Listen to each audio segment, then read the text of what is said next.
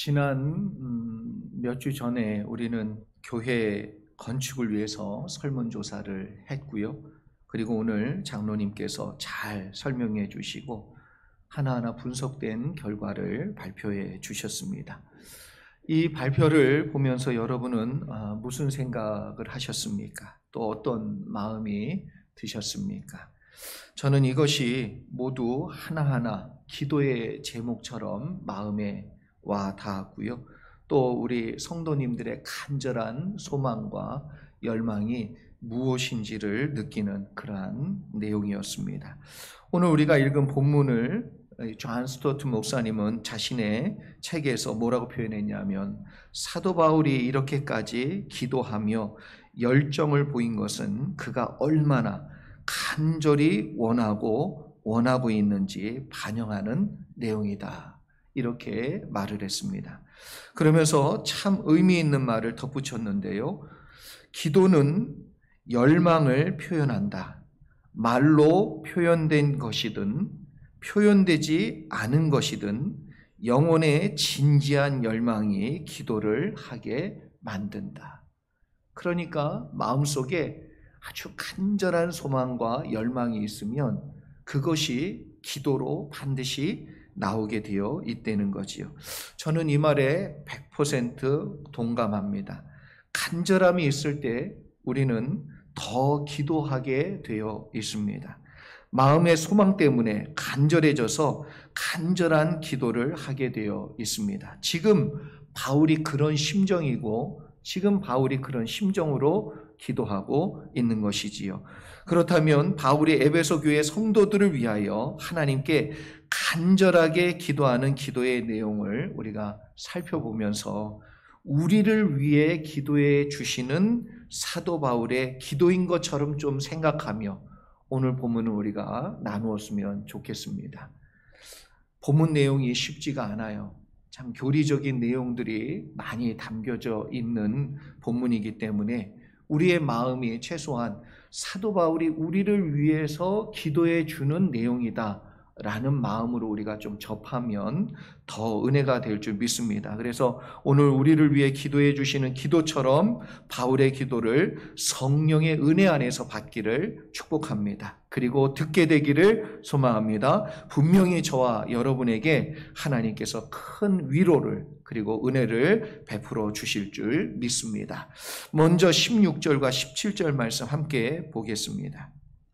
16절, 17절 말씀 제가 읽습니다. 그의 영광의 풍성함을 따라 그의 성령으로 말미암아 너희 속사람을 능력으로 강건하게 하시오며 믿음으로 말미암아 그리스도께서 너희 마음에 계시게 하시옵고 너희가 사랑 가운데서 뿌리가 박히고 터가 굳어져서. 아멘. 본문을 우리가 먼저 보기 전에 사실 14절, 15절 말씀을 여러분 잠깐 보세요. 각 족속에게 이름을 주신 아버지, 이렇게 얘기하고 있지요. 그래서 각 족속에게 이름을 주신 아버지께 무릎을 꿇고 기도한다고 시작하고 있습니다. 이름을 주셨다는 것은 히브리 사람들에겐 특별한 의미를 담고 있습니다. 하나님께서 너를 향한 뜻이 있다. 그래서 그 이름대로 되는 경우가 대부분이죠. 그래서 그 이름 가운데는 하나님의 의미가 담겨 있다. 그래서 지난주에도 우리가 확인했던 것처럼 사도 바울의 인생 가운데도 하나님께서 뜻하신 바가 있었다. 그리고 이제 우리도 예수 그리스도 안에서 어떻게 됐습니까? 사도 바울처럼 하나님의 백성이 되었고 하나님의 자녀가 되었고 그래서 우리의 이름을 알고 계신 하나님인 줄 믿습니다. 그래서 우리의 이름을 아신다는 건 하나님도 이제 우리에게 뜻하신 바가 있으시다라는 것을 우리가 분명히 알아야만 합니다. 그래서 16절 말씀으로 이제 이어지는데 그래서 이 말씀이 참 귀한 것이지요. 바울은 주님의 영광의 풍성함을 따라 성령으로 말미암아 너희 속사람으로 능력으로 강건하기를 원한다. 이게 사도 바울의 기도의 내용이에요. 마치 잠자고 있는 우리 아이 이렇게 바라보면서 부모가 참 그 아이가 새근새근 잘 때 얼마나 예쁘겠어요. 그래서 그 아이 만지작하면서 잘 자라라, 내가 축복한다, 건강해라, 좋은 사람 만나라, 이런 이제 마음이 막 우러나는 축복의 마음으로, 그래서 풍성한 복을 받는 그러한 축복의 마음으로 기도해 주고 있는 그러한 기도의 내용처럼 지금 사도 바울은 말하고 있는 것이지요. 그래서 그 내용을 또한 우리가 세심하게 한번 보면 성령으로 속사람이 강건하기를 기도해 줘요. 성령으로 속사람이 강건하기를. 우리의 속사람은 다른 의미로 얘기하면 영이에요. 우리의 영. 우리의 영이 강건해지기를 기도해 주지요. 그런데 우리 속사람인 이 영이 강건해지려면 반드시 성령님이 역사를 해 주셔야 돼요.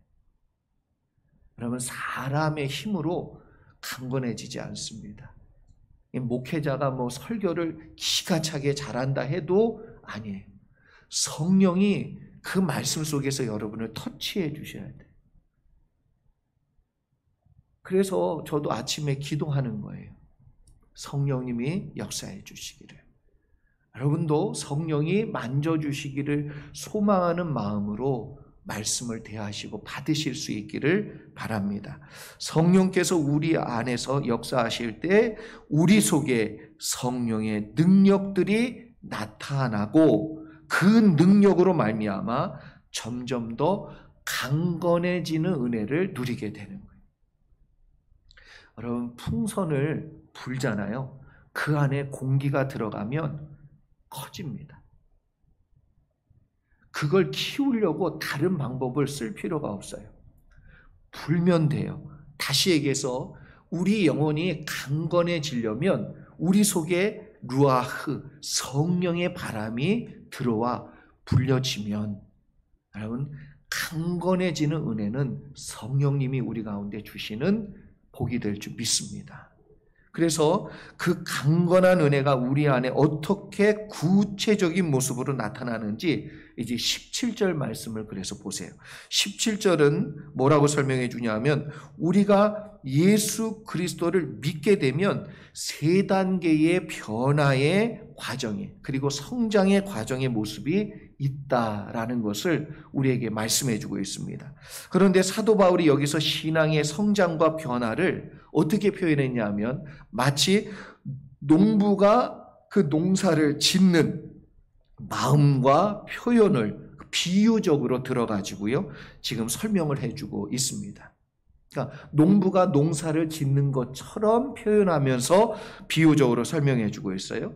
성령의 단비가 내리면, 은혜처럼 내리면 사람의 심령 가운데 내려준 그 은혜 때문에 변화가 시작이 된다는 거죠. 마치 땅이 굳어져 있는데 거기에 비가 내리면 촉촉해져서 농사를 지을 수 있는 땅으로 변하는 것처럼 그렇게 묘사를 하고 있죠. 그래서 거기다가 곡식을 심으면 자라기 시작합니다. 우리 마음에 일어나는 변화도 이와 비슷하다라는 생각을 가지고 지금 설명해 주고 있는 것이지요. 첫 번째는 뭐라고 얘기했냐면 그리스도께서 너희 마음에 계시게 하옵고. 그러니까 가장 먼저 여러분 농사 지을 때 성령의 단비가 내리고 갈렸어요. 그 다음에는 뭐 하지요? 씨를 심는 거예요. 씨. 그러니까 우리 가운데 예수 그리스도의 은혜로 변화되는 역사가 일어날 때 제일 먼저 있어야 되는 게 뭐냐면 그리스도께서 너희 마음에 계시게 하옵고. 그렇죠? 그래서 예수님을 구주로 믿어서 영접하게 되는 과정을 이야기하고 있어요. 그래서 이걸 우리는 거듭난다 혹은 중생이라는 과정으로 이야기하고 말합니다. 예수님께서 이 내용에 대해서 분명히 뭐라고 얘기했냐면 영접하는 자, 곧 그 이름을 믿는 자들에게는 그렇죠? 내가 영접하고 예수 그리스도를 믿으면 그 다음에 나타나는 현상이 뭐예요? 하나님의 자녀가 되는 권세를 주셨다. 여기서부터 우리의 신앙은 이루어지고 그리고 변화가 시작됩니다. 두 번째로 그래서 그 다음에는 뭐라고 그랬냐면 너희가 사랑 가운데서 뿌리가 박히고 터가 굳어져서. 그래서 여러분 씨가 맺혀지면 무엇부터 나오죠? 뿌리부터 이제 내리기 시작하는 겁니다. 그래서 예수님을 주님으로 영접한 뒤에 그 다음에 해야 될 일이 뭐냐 하면 뿌리를 박아야 돼요. 예수 안에서 뿌리를 박고 내려야 돼요. 여러분 이게 근데 정말 중요합니다. 내가 가지고 있었던 기반이 바뀌어야 돼요. 어떻게 바뀌어야 되냐면 세상에서 말씀으로, 나에서 예수 그리스도로 바뀌어야만 믿음의 뿌리를 내리지, 이게 바뀌지 않으면 여전히 뭐예요? 흔들립니다. 그래서 믿음의 뿌리를 잘 내리는 게 너무 중요해요. 왜냐하면 평상시에는 하나 드러나지 않다가 고난의 때가 되면, 시험이 오면 이 사람의 근거가 어디에 있는지 드러난단 말이에요. 예수 그리스도로 바뀌어야 되고 말씀으로 바뀌어야만, 뿌리를 거기에서 내려야만 고난이 올 때, 시험이 올 때 흔들리지 않아요. 뿌리를 잘 내렸기 때문에. 여러분 중국의 대나무는요 무려 7년 동안 자라지 않는데요. 새순으로 올라와 가지고요 7년 동안 자라지 않고 있답니다. 왜? 자라는 순간 3달도 못 돼 가지고 13m, 약 3층 높이로 자라 오른답니다. 그러니까 그 크기만큼 자라 올라갈 때에 이게 넘어지지 않기 위해서는 대나무도 뿌리를요 그거의 3배로 뻗는데, 몇 년 동안? 7년 동안. 그러니까 여러분 올라가는 건 문제가 아니에요. 올라갔는데 쓰러지면 아무 의미가 없단 말이에요. 그러니까 정말 중요한 건 뭐예요? 뿌리를 잘 내려야 된단 말이에요. 뿌리가 튼튼해야 된단 말이에요. 털을 잘 잡아야 돼요. 그래서 예수 그리스도로 털을 잡고 말씀으로 털을 잡으셔야 돼요. 심은 곡식이 위로 자라기 전에 그래서 먼저 되어야 될 좋은 상태는 뿌리를 깊이 박는 것입니다. 땅이 단단하게 세워져야 돼요. 여기서 우리가 주목해야 될 내용은 뿌리가 박히고 터가 굳어지기 위해 필요한 게 있다는 거예요. 뭐라고 표현했냐면 사랑 안에. 그래서 사랑 가운데서 뿌리가 박혀야 된다. 여기 얘기하는 이 사랑은 원어적으로 보니까 아가페. 아가페는 누구의 사랑이죠? 하나님의 사랑이에요. 예수 그리스도께서 십자가에서 우리에게 보여주신 사랑. 그러니까 하나님의 사랑으로 인하여 그 사람이 자꾸 뿌리를 믿음 안에, 예수 그리스도 안에, 말씀 안에 내릴 때 그 사람은 견고해진다는 것이지요. 예수님이 나를 사랑하신다는 것과 나를 정말 사랑하기 때문에 십자가 위에서 죽으셨고 그리고 우리를 죄와 사망의 묶임에서 건져 주셨다는 이 사실, 이 기초 위에, 그래서 이게 느껴지고 체험되어지는 그 사랑이 이 마음을, 우리의 심령을 따뜻하게 그리고 성령의 단비처럼 촉촉하게 적셔 주실 때 비로소 역사와 변화가 일어나고 성장이 있는 것이지요. 여러분에게 한 가지 질문을 드립니다. 신앙생활은 여러분 어떻게 해야 된다라고 생각하십니까? 신앙생활을 대부분 사람들은 어떻게 생각하냐 하면 적당히 해야 된다 생각해. 뭐 그렇게 죽을 뚱살뚱 할 필요 있냐 이렇게 생각하시는 분들이 의외로 많아요. 의외로. 마치 광신자라고 우리가 표현하는데 아니에요. 여러분, 성령에 취하라는 이 말을 잊지 마시길 바랍니다. 취하셔야 돼. 그건 네 정신으로 살지 말고 성령의 마음과 생각이 완전히 사로잡혀서 살아라, 이렇게 얘기하는 거예요. 근데 대부분은 어떻게 생각하냐면 적당히 해야 된다 생각합니다. 그러나 성경은 그렇게 말한 적이 단 한 번도 없어요. 성경을 읽어보세요. 적당히 하라고 누가 얘기했는지.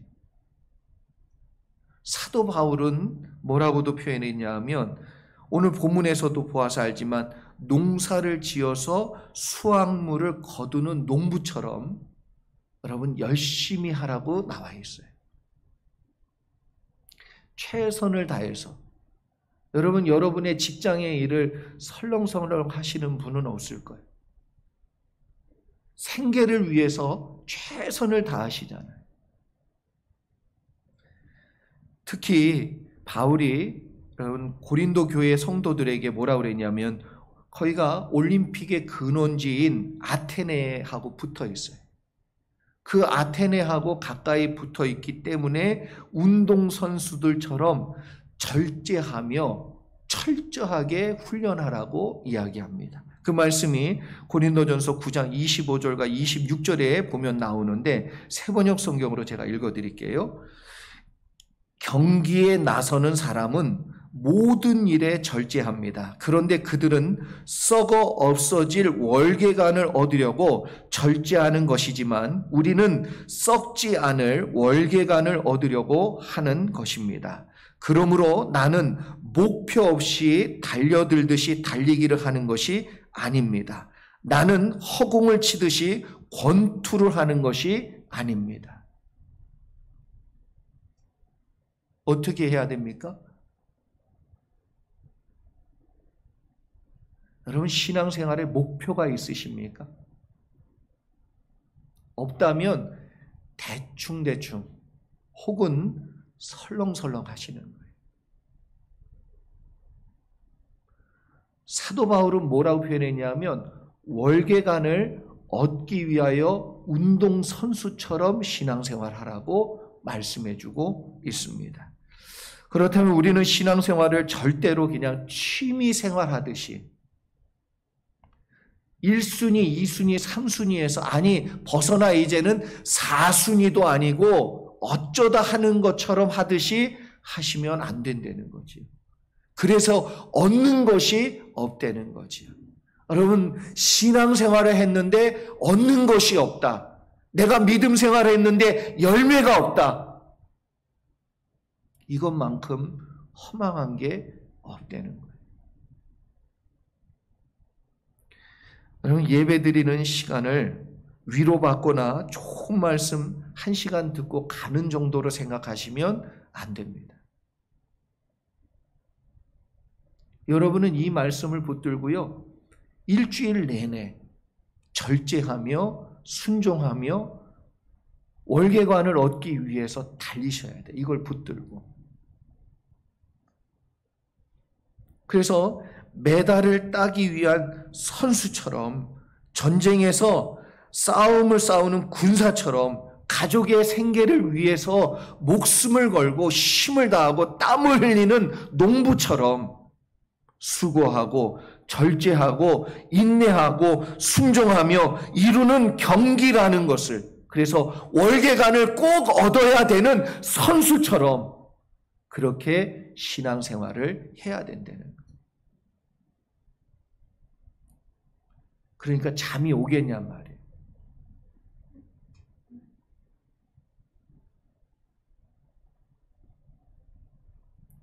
여러분, 계속해서 18절 말씀, 19절 말씀 같이 한번 볼까요?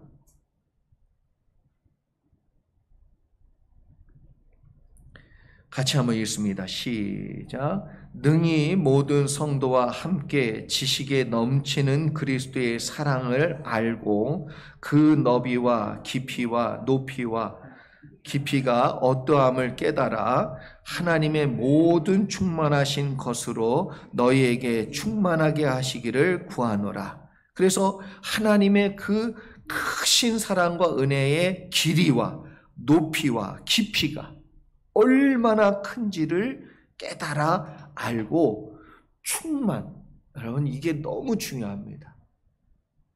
나무가 에너지로 충만하잖아요. 열매가 나오기 시작해요. 사람이 무엇인가 열망으로 충만하잖아요. 반드시 그 일을 이루게 되어 있습니다. 충만이 중요해요. 18절 19절의 말씀은 우리가 그리스도를 닮아가는 성화된 과정과 바울이 말한 운동선수처럼 월계관을 받기 위해 애쓰는 자처럼 신앙생활을 할 때 우리가 얻게 되는 결과, 우리가 얻게 되는 유익, 우리가 얻게 되는 내용에 대해서 우리에게 말씀해 주고 있어요. 농부가 심었는데 결실이 있어야 되잖아요. 그래서 그 첫 번째가 뭐냐면 지식에 넘치는 그리스도의 사랑을 알게 되는 자리까지 충만해지려는 거죠. 성숙해지고 성장하라는 것을 간절한 소망으로 담아서 에베소 교회 성도들을 위해 지금 기도하고 있는 거예요.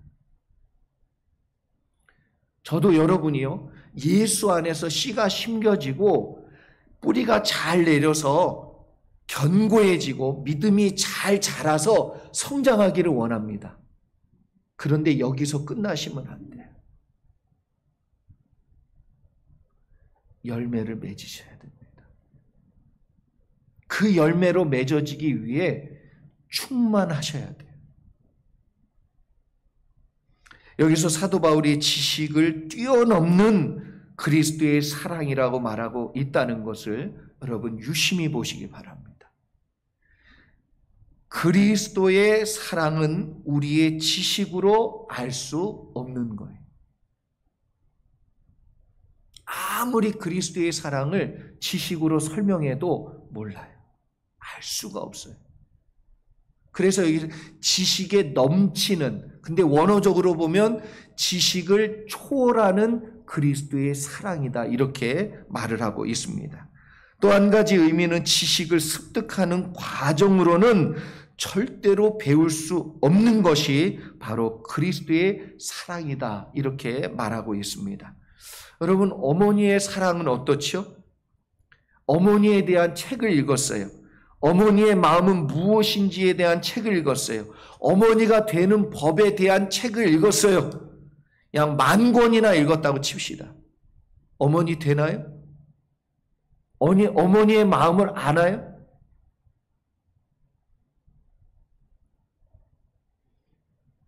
아무리 그걸 읽어도 18살짜리 어떤 소녀가 인생극장에 나왔는데 제가 그거 보면서 참 짠하더라고요. 그 아이를 낳고 키우는데 자기하고 동년배인 아이들은 학교를 가. 근데 그걸 보면서 짠해, 이 아이가. 그런데 자기가 먹고 싶은 게 있는데 그걸 안 먹고 그 아이 걸 사더라고요. 그래서 얘기를 하는 거예요. 그 촬영하던 사람이 먹고 싶은 걸 그냥 먹지 왜 그걸, 그랬더니 자기가 돈이 없으니까 이 아이 것만 산다고 그러면서 그걸 사더라고요.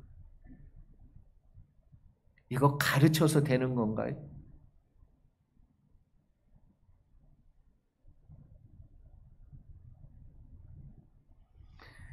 그래서 18살 어린 엄마의 경험을 10,000권의 어머니에 대한 책이 뛰어넘을 수가 없습니다. 여러분, 예수 그리스도를 진짜 만나서 그 사랑을 느낀 사람은요, 뭐 10,000시간, 평생을 하나님의 말씀을 공부해도 그 한 번 만나서 느끼는 게 없으면 그 사랑을 모르는 거예요. 우리가 잘 아는 한국의 여자 피겨 스케이트 선수로 금메달을 딴 김연아 선수, 이 김연아 선수가 참 좋은 일을 많이 했어요. 이렇게 어린 학생들을 육성하고 유망주들에게 돈을 이렇게 후원해 주는 일도 하더라고요. 그런데 그중 이제 한 아이가 인터뷰하는 내용을 들어보니까 이 아이가 김연아 선수가 지도해주고 말해줄 때에 하나도 놓치지 않고 그 말을 다 듣고 최선을 다해가지고요 따라했다 이렇게 얘기하더라고요. 근데 그 이유를 물어보니까 뭐라 그러냐 하면 자기가 해보니까 힘들더라는 거예요. 그 말해주는 그 내용이 너무 힘들더라는 거예요. 근데 김연아 선수가 뭐라냐 하면 나는 그걸 이만큼 했어. 그러니까 이 아이가요 김연아 선수는 얼마나 많이 했겠냔 말이에요. 김연아 선수 그 허리가 이렇게 투입되어 있대잖아요. 하도 점프, 이 도는 걸 너무 많이 해가지고 그래서 아프대요. 네. 근데 이 어린 선수는 뭐라 그러냐면 너무 힘드는 걸 아는데 참고 해낸 선생님 말이기 때문에 이걸 참아내고 얘기해 주는 그 선생님 말이기 때문에 진지하게 또 귀하게 생각하고 더 나아가 나도 저렇게 해야만 금메달을 딸 수 있구나 이렇게 생각하고 열심히 따라 한다는 거예요.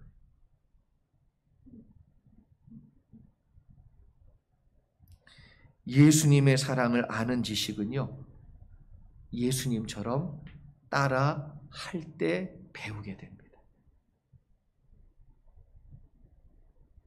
예수님처럼 나의 십자가를 지고 그 길을 걸어가 볼 때 비로소 아는 거예요. 예수님처럼 원수를 용서해 볼 때, 예수님처럼 받아들일 수 없는 그 가론 유다를 끝까지 품어 볼 때, 하나님이 때가 되니까 다 갈라서게 하잖아요. 그때까지는 뭐예요? 품어야죠.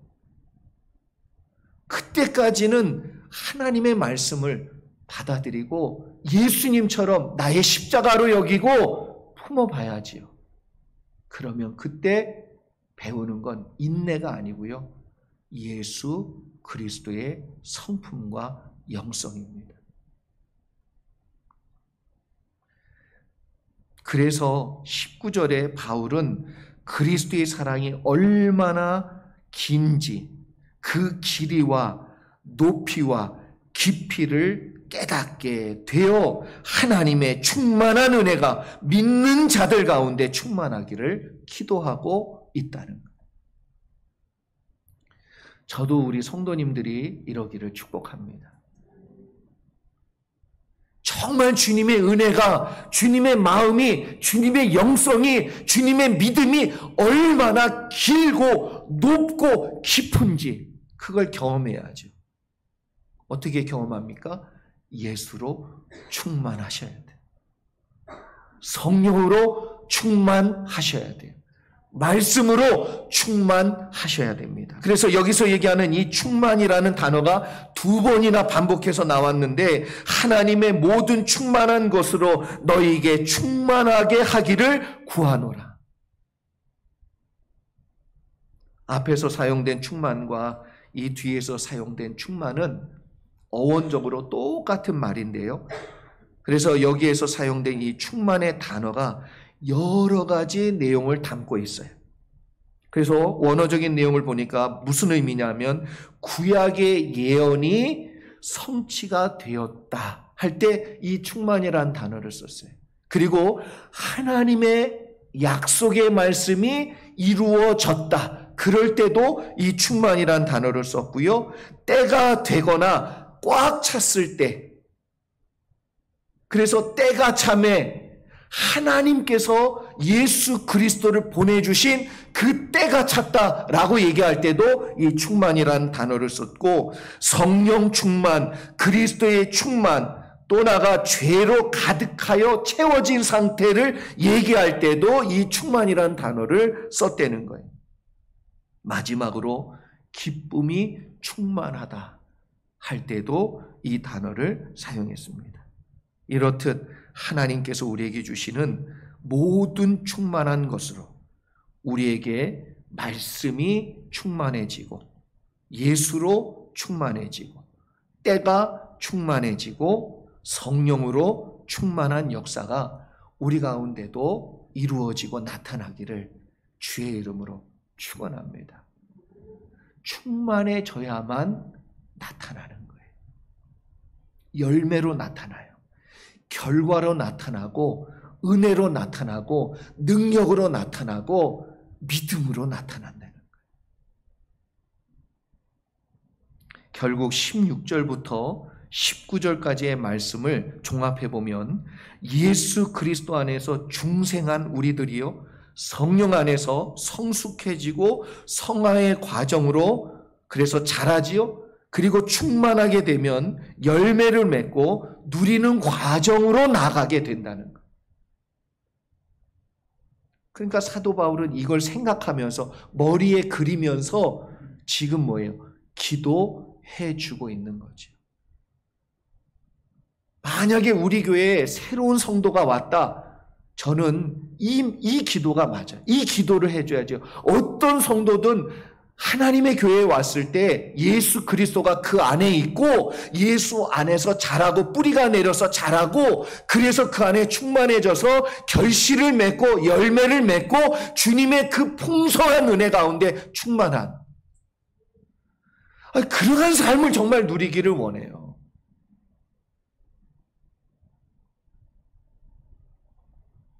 그래서 마지막으로 20절, 21절 말씀이 참 귀합니다. 우리 같이 한번 볼까요? 20절, 21절 같이 한번 읽습니다. 시작. 우리 가운데서 역사하시는 능력대로 우리가 구하거나 생각하는 모든 것에 더 넘치도록 능히 하실 이에게 교회 안에서와 그리스도 예수 안에서 영광이 대대로 영원 무궁하기를 원하노라. 아멘. 하나님께서는 우리 안에 이 구하는 것이나 생각하는 모든 것이 넘치게 이루어지고 또 넘치게 이루어지도록 주시기를 원하신다는 거예요. 여러분 이 사실을 믿으시기를 축복합니다.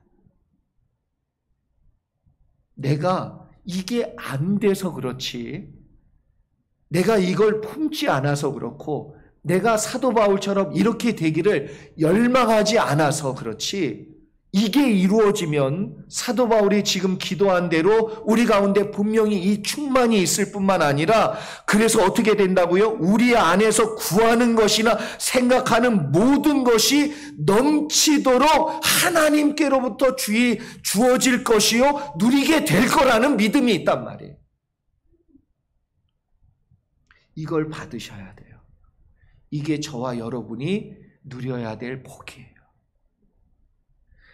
최초의 인간인 아담에게 하나님이요 명령과 약속을 주셨어요. 뭐라고 그랬냐면 땅에서 생육하고 번성하라. 땅에서 충만하라. 이게 최초의 인류에게 주신 약속이고 명령이고 축복이에요. 생육하고 번성하라. 땅에서 충만하라.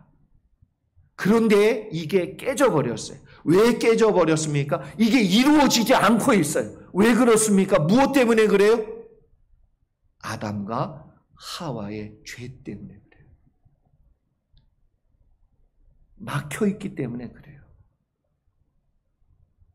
예수 그리스도 안에서 이걸 푸셨고 그래서 이제 예수 그리스도가 우리 안에 그리고 그것이 뿌리를 내려서 자라고 충만해져서 열매를 맺는 단계에 이르러 우리에게 주시고 우리에게 허락해 주시고자 하는 게 뭐예요? 우리가 원하든 기도하든 그 바라는 모든 것이 주님 안에서 받아지고 누려지게 하기 위한, 그래서 하나님이 우리에게 말씀해 주신 대로 이루어지게 해 주시기를 원한다는 거예요. 그런데 무엇 때문에 안 되고 있습니까? 죄 때문에. 그래서 하나님께서 우리 안에 충만하게 거하시고 역사하기 시작하면 하나님께서 우리 안에 능력대로 구하거나 생각하는 모든 것을 넘치게 반드시 넘치게 주신다는 것을 믿기를 바랍니다. 예수님께서 이 말씀이 분명하다는 증거를 보여주셨어요. 그게 뭐냐면 요한복음 15장 7절에 이 원리가 분명하게 우리에게 말씀합니다. 제가 읽어드리지요. 너희가 내 안에 거하고 내 말이 너희 안에 거하면 무엇이든지 원하는 대로 구하라. 그리하면 이루리라. 여러분, 구하고 기도하는 게 먼저가 아니고 구하고 하나님 앞에 아랠 때 이루어질 수 있는 단계, 그 단계까지 내 믿음이, 내 과정이, 내 신앙이 성숙해지고 성장했느냐의 문제예요. 예수님으로 충만하고 성령으로 충만하고 하나님의 말씀으로 충만한 상태가 되면 어떤 상태가 되냐면 우리가 주님 안에 거하게 되고 주님이 내 안에 거하는 것처럼 자꾸 역사가 일어나요. 우리의 심령 가운데. 주님과 우리가 그래서요, 하나가 됩니다. 연합이 이루어져요. 동행하게 돼요. 누구처럼? 에녹처럼, 노아처럼, 아브라함처럼, 모세처럼, 다윗처럼.